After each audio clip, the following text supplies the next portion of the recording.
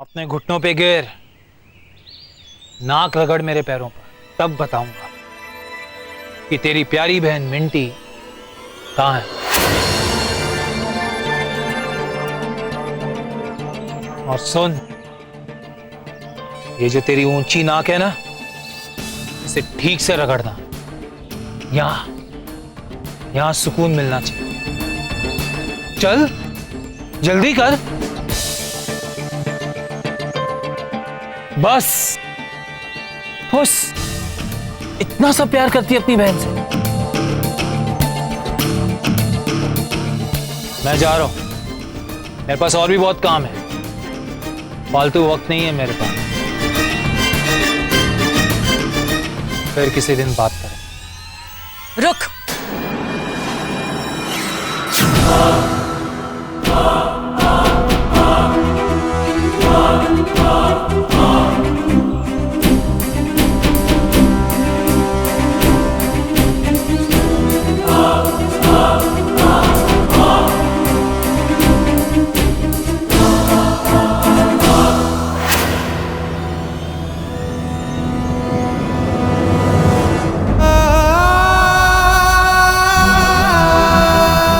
जल्दी।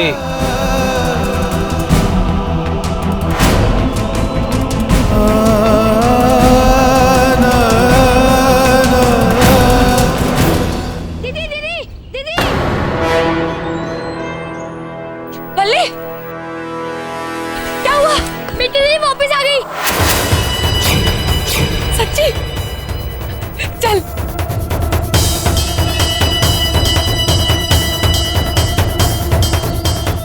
अभी तो मजा आने लगा था,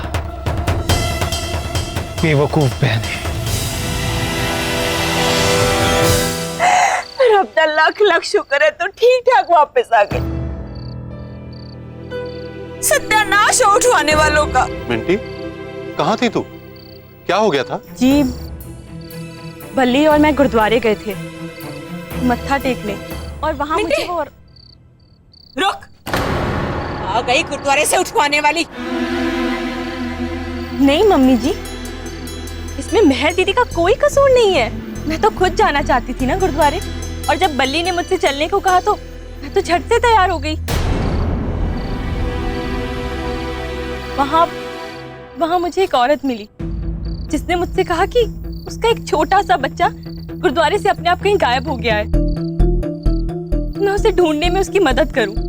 मैं उसे ढूंढते हुए बाहर आई तो कुछ लंबे तगड़े पगड़ी पहने हुए मुस्टंडों ने मुझ पर कंबल डाल दिया। अरे रब्बा! और मुझे एक टेम्पो में फेंक दिया और अपने साथ ले गए। कि तो रब का लाख लाख शुक्र है कि उन्हें पता नहीं कैसे अकल आ गई कि उन्होंने गलत लड़की को उठा लिया है। उन्होंने मेरे हाथ भी बांधे हुए थे, और फिर बीच रास्ते में उन्होंने मुझे वहीं छोड़ दिया।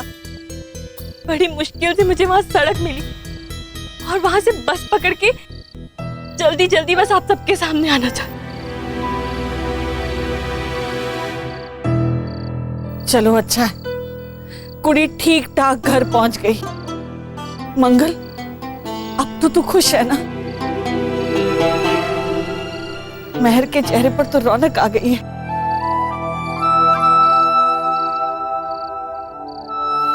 पागल लड़की, पता है कितना डर गई थी मैं।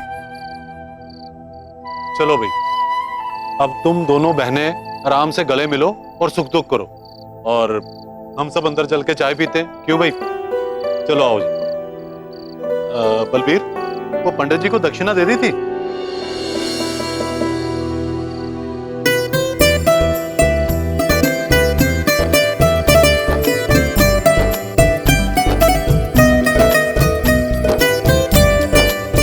पता है कितना डर गई थी मैं।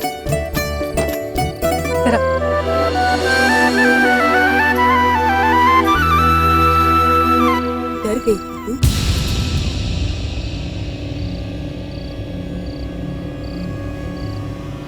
अब अगर मेरे और पूरब जी के बीच आई या फिर हमारा रिश्ता तोड़वाने की कोशिश भी की ना, तो सच में बहुत बुरा हो जाएगा। अगली बार पछताने का मौका नहीं दूंगी। ऐसे क्या देख रही हो? ये सब मैंने और पूरब जी ने मिलकर किया।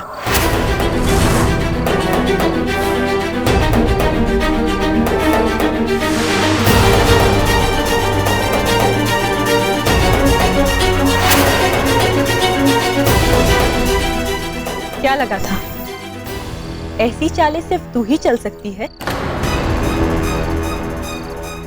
पता तो लग गया होगा ना कि जवाब देना आता है मिंटी और पूरब जी को।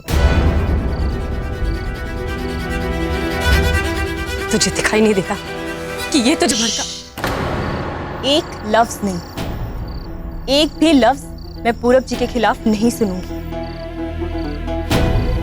चल तू मेरी शादी रोक के दिखा और मैं तेरी छोटी बहन तुझे तेरी जेठानी बन के दिखाऊंगी।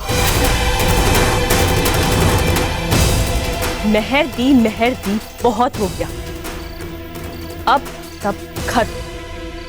अब से तू मेरे लिए मेहर, सिर्फ मेहर।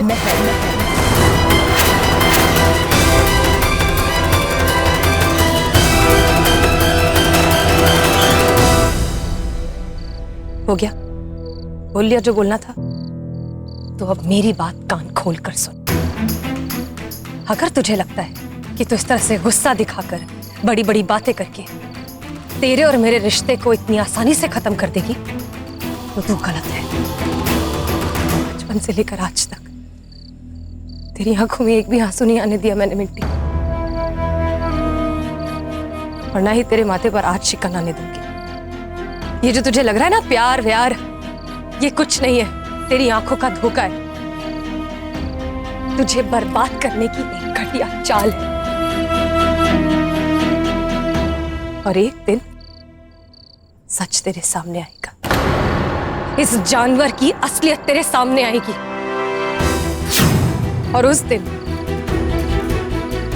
तू अपनी बड़ी बहन के पास ही आएगी, और तब भी मैं इसी तरह तेरी ढाल बनकर खड़ी रहूंगी जिस तरह से अभी खड़ी हूं। कोई फर्क नहीं पड़ता मुझे, तो ये रिश्ता मान या मत मान, मैं तेरी बड़ी बहन हूं और रहूंगी।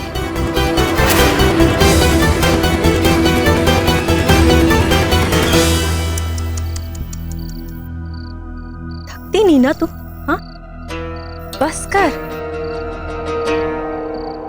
बहन नहीं, बहन तो मैं तुझे मानती ही नहीं।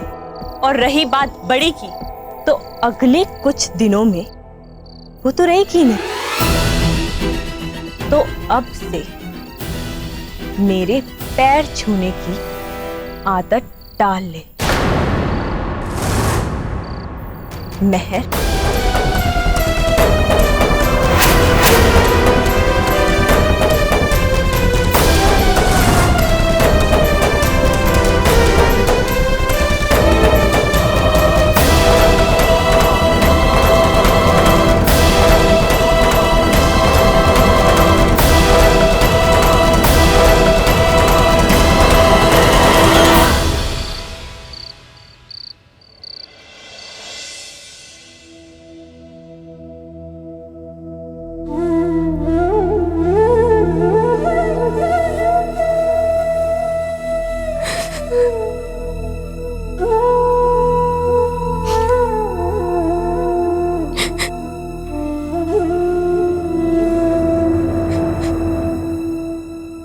महर, क्या हुआ? तू सोई क्यों नहीं? तू भी तो जाग रही है। कुछ चाहिए? कुछ लेकर आओ। चाहिए तो बहुत कुछ होता है इंसान को, लेकिन इतनी आसानी से मिलता कहाँ है पुत्र।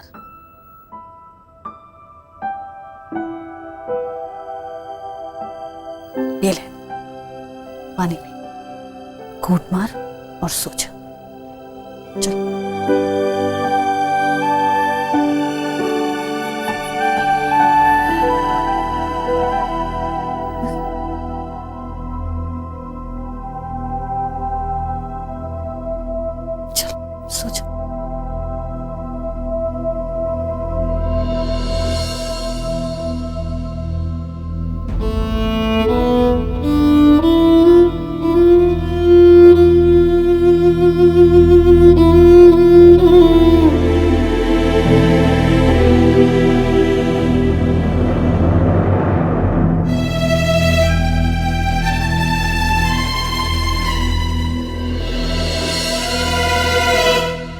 मेहर, मुंह इधर कर, देख मेरी तरफ।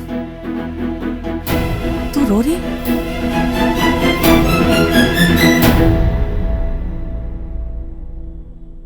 तुझे क्या दिख रहा है? मुझे वही दिखता है जो तू छुपा रही। बेबे को सब पता है। क्यों अपनी तकदीर को कोसती है? क्यों अपना दिल जला रही है? क्यों अपनी किस्मत को कोस रही? क्योंकि काले कोयले से लिखी गई है मेरी किस्मत। देखना, बचपन में माँ छीन ली, दूसरी माँ मिली भी तो माँ का प्यार नहीं मिला। जिससे प्यार किया उसने शादी तो कर ली, लेकिन उसके सामने हाथ बांध कर खड़ी। वो तेरा गुनहगार बन गया और तू उसे माफ करने को राजी नहीं। वो बहन जिससे इतना प्यार किया, जिस पे अपनी जान छिड़क दी, वो मुझे दुश्मन बनाकर बैठी।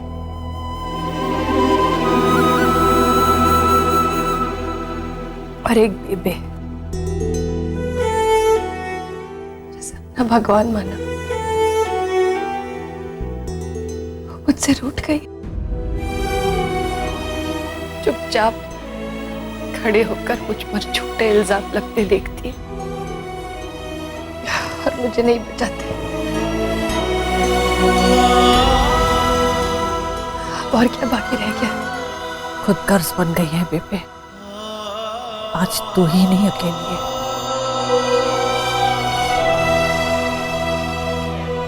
मैं भी अपनी किस्मत का तमाशा देख रही। आज सूबेदार साहब की बरसी ने फिर से मेरी दुनिया ही हिला दी। पूरा मिंटी, मंगल सबको देखा, लेकिन मुझे मेरी तकलीफ, मेरा दुख सबसे बड़ा लगा। तेरी शिकायत सही, लेकिन मैं तो शिकायत कर ही नहीं रही। मुझे तुझसे कोई शिकायत नहीं, न तुझसे, न बाबूजी से, न मासी से, न मिट्टी से। मुझे सिर्फ उस ऊपर वाले से शिकायत है।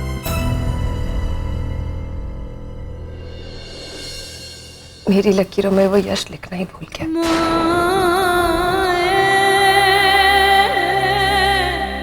उसने तेरी लकीरों में सब कुछ लिखा है। रब सब कुछ देगा तुझे, बस इम्तिहान ले रहा है। सच्ची मुझे ऐसा लगता है।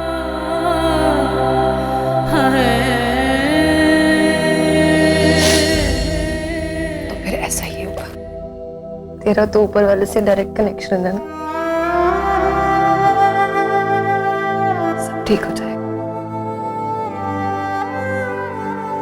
चल सो जा, खुद भी नहीं सोती और मुझे भी सोने नहीं देती।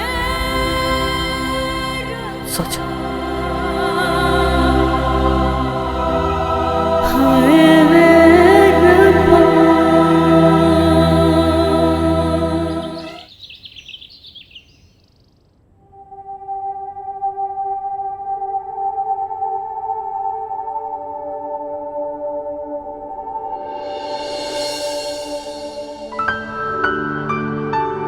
क्या बात है? लगता है आज दिन बहुत अच्छा है, जो समीर जी हमें देखकर मुस्कुराए। मैं तेरे आने पे खुश नहीं हुआ। इतनी इतरा मत। थोड़ी देर तो भुलावे में रहने देता। जब से गोली लगी है खुद भी चिड़चिड़ा हो गया और मुझे भी हंसना भुला दिया।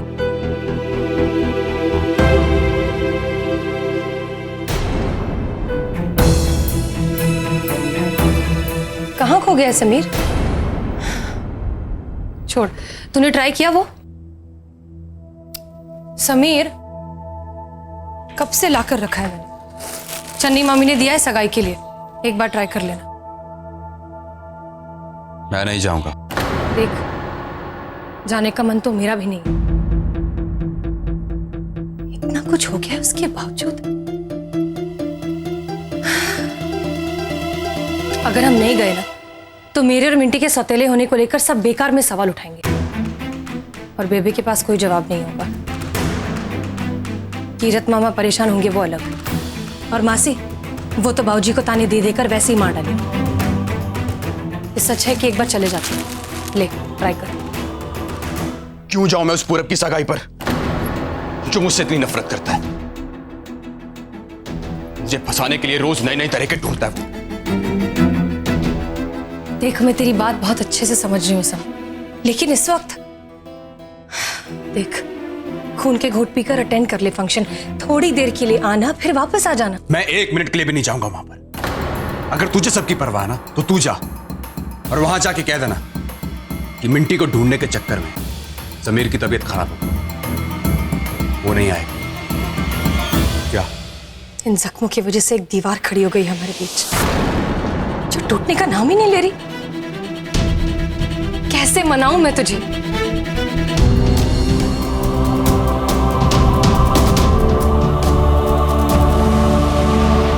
जिस दिन टूटेगी ना ये दीवार, उस दिन सारे हिसाब किताब पूरे करूंगी तुझसे, तब बात करना। हिसाब किताब तो मुझे चुकाने इस जख्मों के मेहर,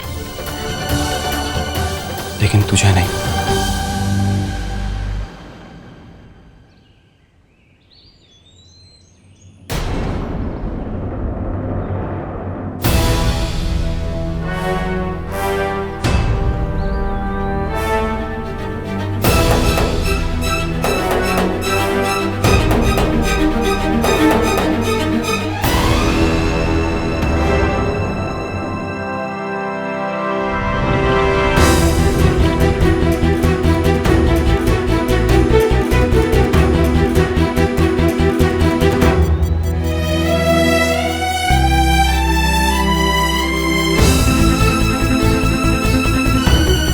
पता नहीं क्या कहेंगे कीरत मामा और चन्नी मामी।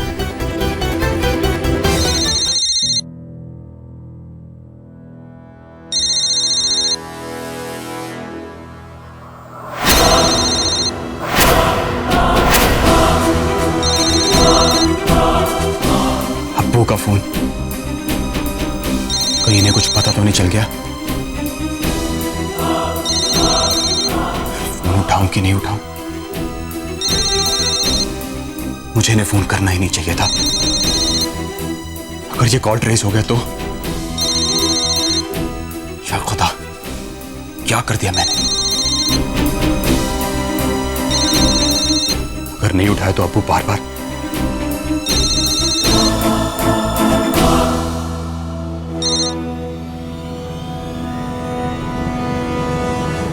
माफ करना भाई, इस नंबर से मेरे फोन पे मिस कॉल आया था। मेरा नाम मेहताब खान है। आप कौन बोल रहे हो? ये नंबर तो हिंदुस्तान का लगता है। हेलो भाई, आप बोल क्यों नहीं रहे हो? कौन हो आप? हेलो अब्बू,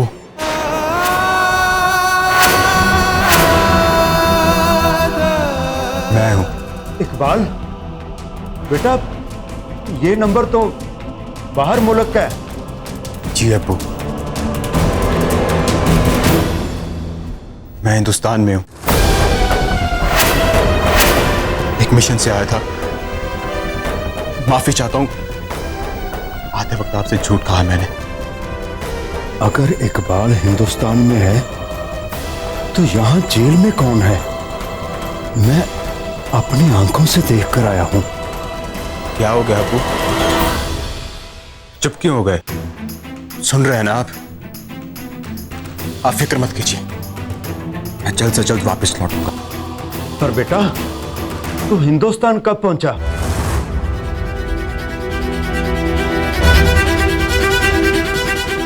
अब्बू 3 महीने से। अब और सवाल मत पूछना अब्बू मुझसे, बताना मुनासिब नहीं होगा फोन पर। मैं लौटकर सब बताऊंगा आपको। मेहर, कहाँ है तू? ऊपर तो नहीं? अब्बू, इस नंबर पे दोबारा फोन मत करना। मैं वादा करता हूं लौटकर सब बताऊंगा आपको। ये क्या हो रहा है? यहां जेल में कौन है? हूबहू इकबाल जैसा। मेरी आंखें धोखा नहीं खा सकती। अगर इकबाल हिंदुस्तान में है तो यहां सरकार ने किसको बंद करके रखा हुआ है? नहीं, ये मुनासिब नहीं। वो तो खुद चिल्ला रहा था कि मैं इकबाल नहीं हूं। कहां से आया इकबाल का हम शक्ल, एकदम उसका जुड़वा। अल्लाह, ये क्या खेल खेल रहा है मेरे साथ? कहीं ये इकबाल का भाई तो नहीं?